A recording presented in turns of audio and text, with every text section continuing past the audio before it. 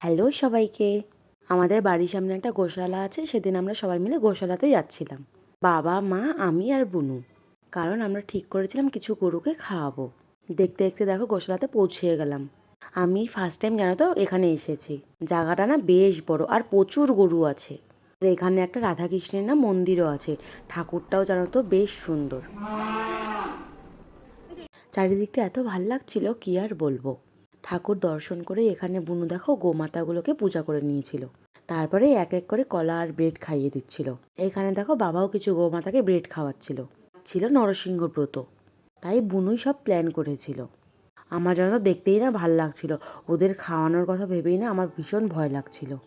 তাও জানো তো সাহস করে এক দুজনকে কলা খাইয়েছিলাম। আমি না ভীষণ ভয়ও পেয়ে গেছিলাম।